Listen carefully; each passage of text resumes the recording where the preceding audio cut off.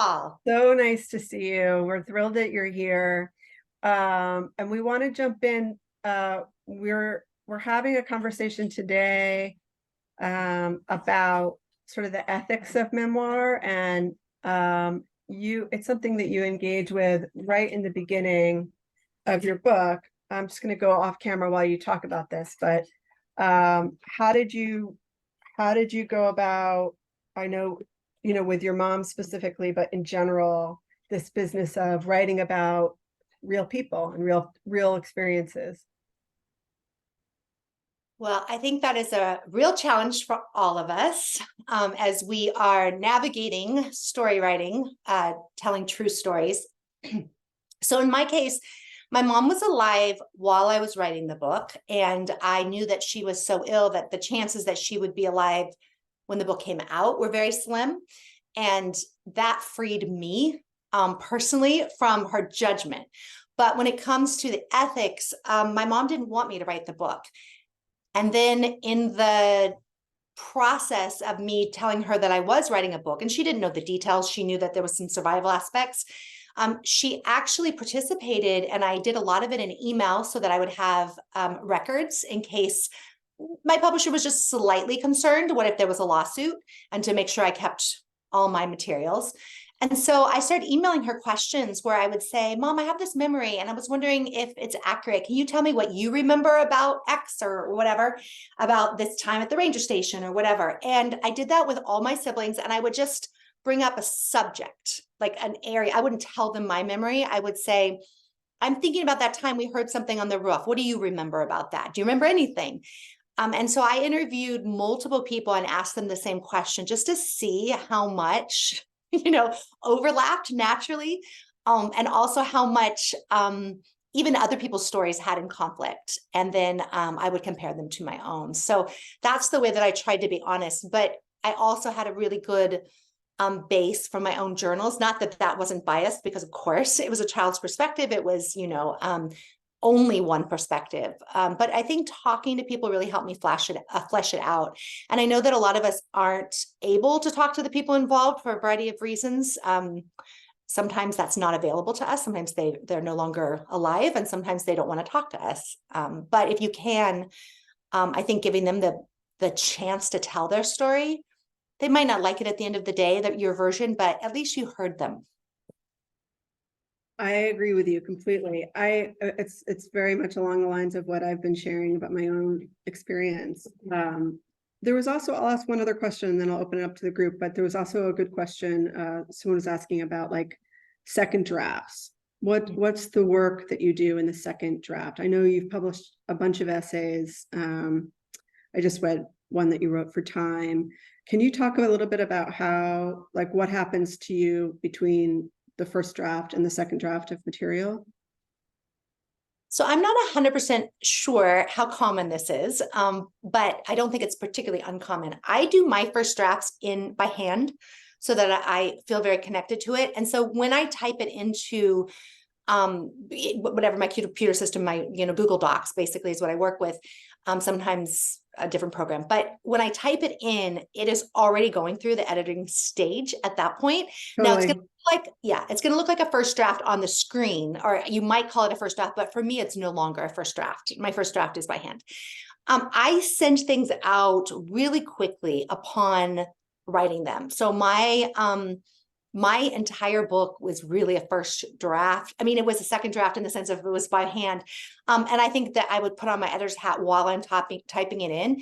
But from the time that I turned in Forager, so it was 4 months from the time I started writing it to the time I turned it in. And none of those chapters changed. Like, I had a really clean, really strong first draft. Now, how do you explain that, Michelle? That is not typical. Well, a couple things. One is I've been teaching writing for a really long time. And so I think that the process between when I sketch down my ideas and transport to the computer, I am doing a lot of mental editing. And I am not putting it on the computer screen until I have like cut out all the excess. And so I know a lot of people say that I strongly believe in overwriting. So when I'm doing by hand, I can overwrite all I want. I'm not even typing that. I just am like, oh, that's so nice. That doesn't fit the story. All right, but when they say kill your darlings, that kind of expression that comes from Hemingway, who's, I don't even think that great of a writer personally. So just want to throw that out there.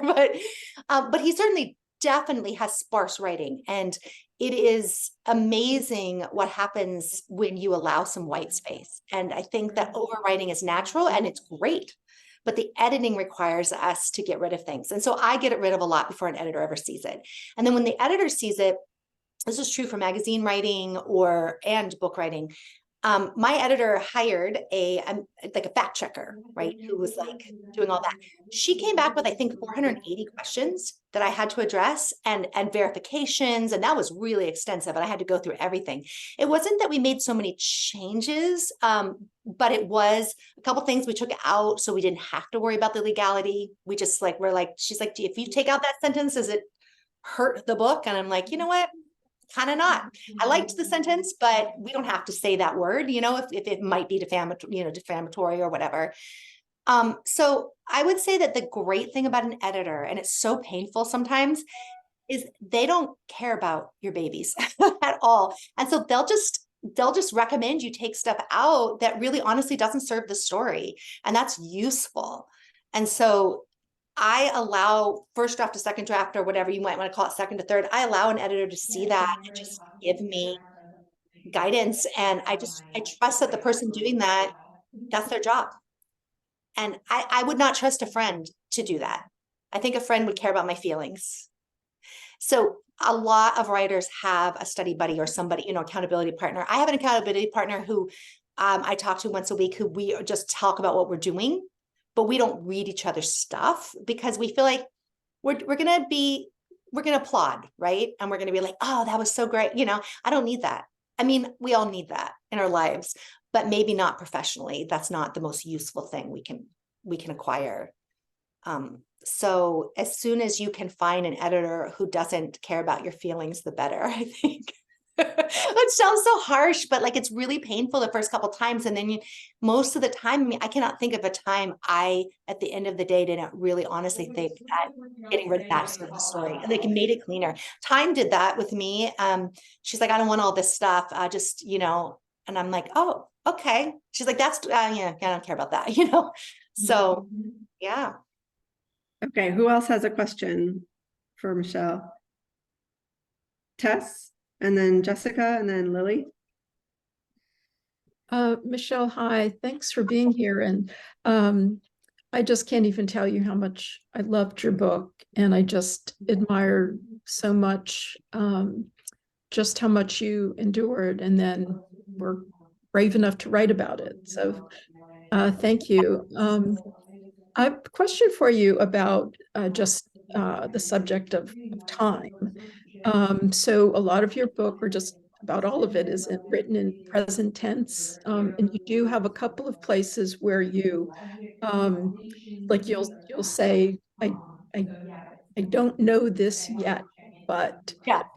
which was just very interesting to me. And so I was wondering if you could speak a bit about that, but also I'm curious as to what the conversations were like with your agent and editor about that whole subject of just writing it mostly in first person. Yes, this is a wonderful question. I was so surprised that my editors did not mind me breaking that fourth wall, as we say. I wanted to write I didn't just want to, I just did write the book in first person present tense because it felt like the only way that I wouldn't analyze from an adult perspective. And I wanted to bring the reader into the confusion of being a child in this culture. So I never wrote it any other way. I didn't try to write it any other way. Right from the get-go, the chapter, I think someone has something in the background. Maybe if it's not bothering you, that's fine. But I don't know if it might be me. I will mute. Is it? Oh, I don't want to bother anyone. I just want to make sure people could hear. So that was something that I made a conscious decision about before I even did the proposal. And I thought that would be challenged, and it wasn't. But my choice, Tess, to put those little, I wanted to remind readers that this, in a sense, wasn't entirely true, what I was saying. I believed this perspective as a child. And I just wanted to throw it in a couple times just to remind people that, because I have been challenged a couple times since too, where someone said that, but that can't possibly have been or whatever. And I'm like, I actually sometimes don't know. But my point is, that's all I knew at the time. And I made a really conscious effort not to analyze what my mom was thinking when she behaved the way she did, but just to show from my perspective how it felt to me. And I've heard a lot of stories since the book came out from women who took care of me when they were girls at the time, but like what it was like when I was a week old or 2 weeks old or 6 weeks old. And it's been fascinating just to hear sort of like, my mom was just very not attached, and they knew that. And I didn't know that, but I felt it. Right. So it was my editors, my agent, like, but I don't want to over like talk about this, but I will say that my agent from the beginning trusted me. And when I did these interviews for people who were thinking about buying the book or, giving me advance, my agent just said, I asked her how I should prepare. And she said, just talk about what you care about and what you want. Don't give them what you think they want, because that's ultimately not going to work at the end of the day, And so the editor who took me on, Betsy Glick, who used to run People magazine for 20 years, she's very hardcore. She argued with me during our initial interview. We probably met for an hour, and I thought she hated me. And I texted my agent and I said, well, that one's a wash. This woman hates me. And she just said, I don't think that's going to work. I don't like the plants. That's not, it's gimmicky. It's like schmaltzy. And like, she talked in her Jewish accent that I can't, duplicate very well. And I said, well, if you don't want the plants, I can't write that book, because I need those plants in the book to ground it. And I thought I was just being like kind of stubborn and difficult. But when she came back and they gave us the offer and they wrote it the next day, she said, I love that you knew what was important to you and that you knew what grounded your story. And so I'm sure she was pushing buttons. And so I would say to Tess or anyone, if you know what serves your story, stand behind it, and you will find an editor, an agent, you will find someone who sees the story the way you do. And I wouldn't give up on the things that are important to you. Great. Thanks so much. Awesome advice. Okay. Who was going to jump in next? I think I was. Yes.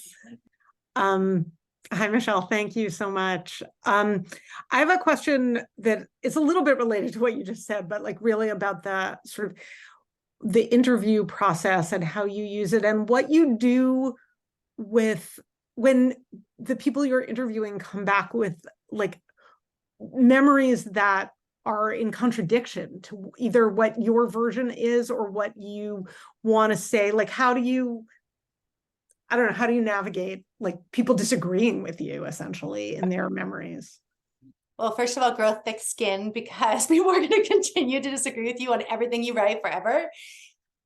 So I did two things. I think one is sometimes I threw out a scene that I didn't feel like, for whatever reason, I could authentically replicate. Like maybe I had this idea that I wanted to capture something. I was like, I'm just not going to talk about that, because like and it wasn't, if it had really been necessary to the story, but the truth is, in any of our lives, there are so many more things that happen to us and the people we love, the people we hate, whatever, the people around us, than we could ever put into an essay or a book. Even if we write multiple, we're still going to be leaving things out. And so if there's something that feels so controversial that you want to address the controversy, like Tara Westover does that quite a bit, honestly, a little bit annoyingly in some ways, but the book is incredibly popular, where she just says, these are the versions that I kept getting. I don't know. So this is the one I chose to go with. And she gives a lot of caveats about that. I didn't want to do that because I didn't want to have that sophisticated of a perspective. So I would leave things out. Didn't do much of that, but did some. And then the other thing I did is by asking more than two people, I found that multiple versions sometimes didn't entirely contradict each other. So, because now you're going, oh, that's multiplicity of views. The view I'm writing isn't capturing everyone's view. And that's why writing in a child's perspective from a single point, saying, oh, I don't really need to talk about their point of view. Like, they're going to see something else because they're standing over here. They're looking there. I'm not looking there. I'm looking here. So it's not really a contradiction. It is just limited access. And we all have limited access. And so like setting the parameters of what your story is and whose perspective it is, you're always leaving things out. And if anyone's read Barbara Kingsolver's Poisonwood Bible, and you have like this story told from these multiple women's perspectives, and you never even hear the man's perspective, but like he is sort of the center of the story. It's fascinating because we know by the end of that book that he would have a completely different version. But also the women's versions do. The daughters, the sisters and the mother, they contradict each other. And that is part of storytelling. I mean, that's part of life, both, because stories are life. So I wouldn't get so hooked on the truth, but like hooked on your truth. Like, what is the truth that a truth that is consistent with not just your memory, but through the lens through which you were choosing to tell the story. And you can think about film that way too. You have this camera lens, it's following things. Certainly things are going on somewhere else, but the camera is only following whoever that they're following, and that it doesn't have to be the be all. You're not trying to write a biography of your mom, for example, or your child, or you're capturing one version of a story. I think in retrospect, I might have even been more clear at the very beginning of the book and said, this is a version. And like, it is just a version.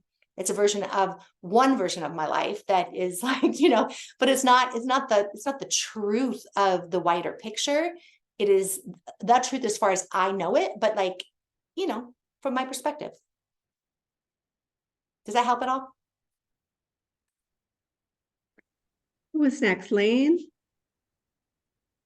No, who was, oh, Lily, sorry. That's okay. Hi, Michelle. Thank you so much for coming today. I really enjoyed your book, and I loved hearing you say that you were that you stood behind all the sections with the plants. And I'm really glad you stood behind it, because all the survivalist aspects were really part of what drew me in. I found myself like studying all the parts about the plants, and then every time you talked about like surviving by yourself, I almost started taking notes, and I thought, wow, it's not that I'm going to get stuck in the desert by myself, but I just found myself, I've thought, wow, I'm in a level of immersion that I rarely am with a book. So thank you so much. I'm so glad you told it from your perspective. I write the same way you do. I write by hand, and then I edit in the second draft, I guess. And I'm interested in your process. Did you make an outline of like where you wanted to start and where you wanted to finish and fill in the details? Or did you just start writing and then figure, oh, this is where I'm going to go. Oh, this is where I'm going to go. Great question.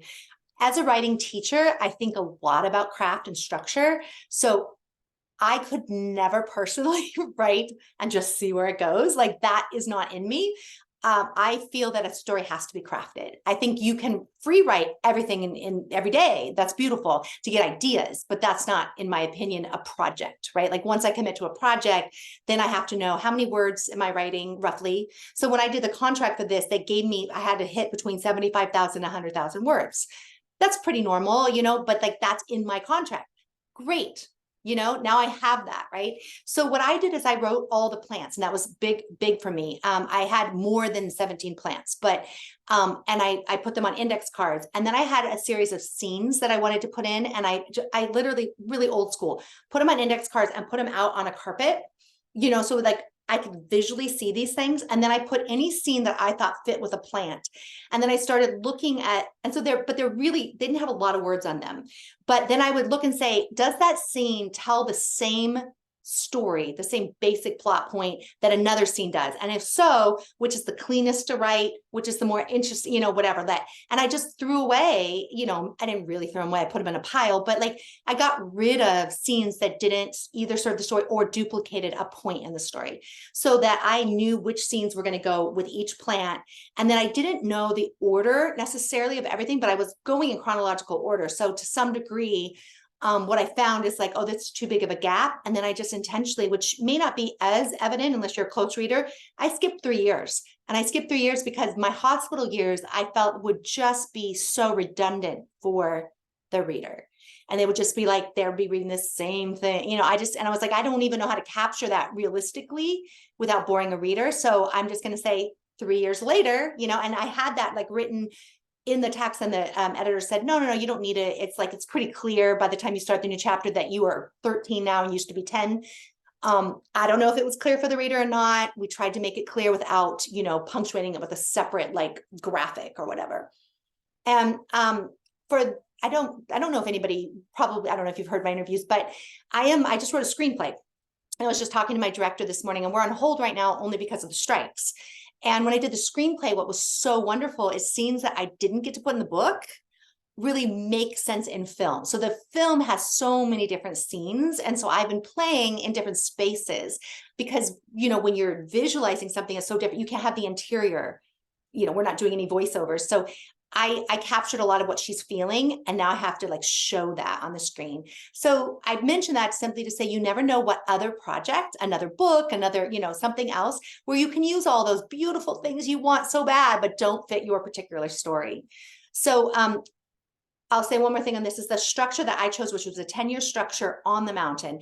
I referenced things that would happen in the future, briefly referenced things that happened prior, but I told myself that's my parameters. I got 10 years.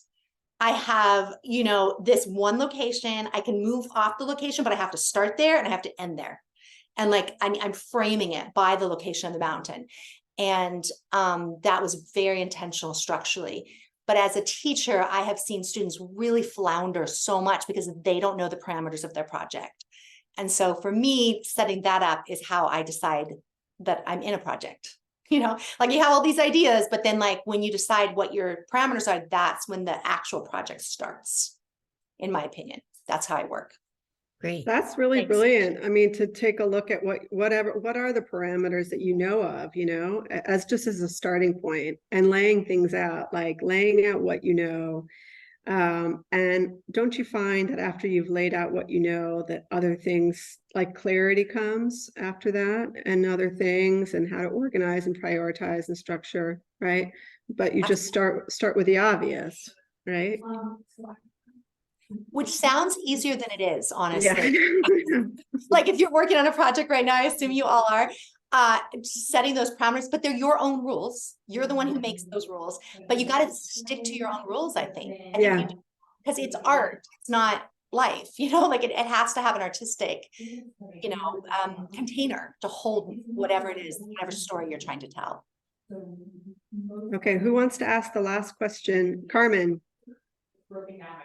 Hi, congratulations on Archer. I was wondering, sometimes the writing is very like matter of fact, it's there, you're there, it's very real. And then without any kind of, in the loveliest way, you move into almost like it sounds like fiction writing. It gets very poetic. And then you pull into very real and move into very poetic, not that your real isn't poetic, but you know what I'm saying. It just feels, if it lands in a different place all of a sudden. Was that by choice, or were you just going, when in those scenes with your plant, were you just would it just happen and you would follow it? I feel like on some level, everything's intentional, because by the time you edit, I would have changed it if it wasn't intentional. A first draft.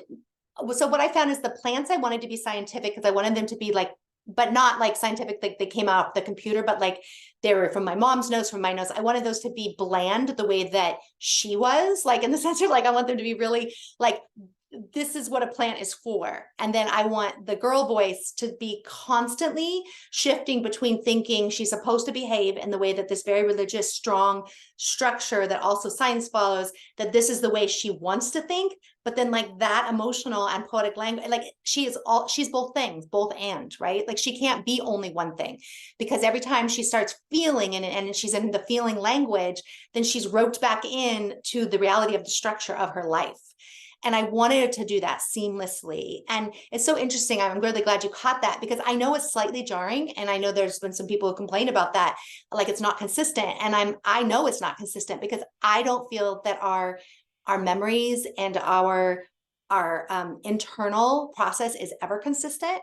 And I wanted to show that schism and like the constant code shifting, code switching inside, right? That she has to go through. And I think many of us do. And I found just lately, more people have been reading the book lately, I think, because it's just sort of gets passed around and people have been writing me, and young men even like who come from different countries say like, I love the part we said, that's not my God. Like, that's how I feel. Like, this is not my God. Like, capitalism's not my God. Or like, and they might not have been raised in religion, but they feel like there's a cultural shift, right? So I think anyone who has experienced, at least fairly consistently, having to think a certain way that doesn't feel natural to you, that you're going to go back and forth. And so I wanted to show that to the To be best. clear, I didn't find it jarring. I found it inspiring.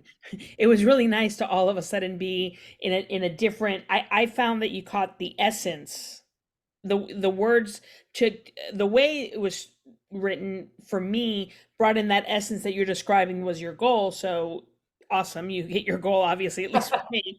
Congratulations. I don't know what you win, but yeah, I thought it was lovely.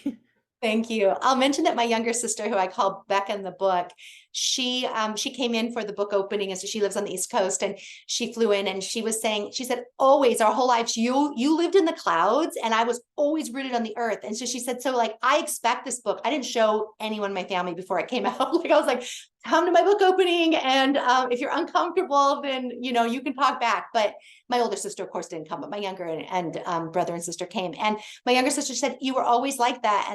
And so when she read that, she said, that's like, you were always off somewhere else. And so like, she liked that emotional language, because she said she works in insurance, and she's like, I would have only written a book that would have been literal. But you didn't live literally, you lived metaphorically. And I think that that's an interesting thing about being an artist. So all of you in here are artists, and there's got to be parts of your life that don't fit with other people's versions, right? Because that's what it means to be, I think, an artist, is to see things differently than other people do. So I would encourage all of you to give yourselves permission to see the world differently than someone else is seeing it. And I don't care who's right. It doesn't matter. Like, can you capture it? And can you tell a story that feels true to you? Bingo. Michelle, thank you. That was the fastest 24 minutes of my life. Thank you so much. You're an incredible writer and a wonderful, inspiring guest. So thank you for your time. And we'll have you back. Wonderful. I look forward to hopefully seeing some of you again, and I'll definitely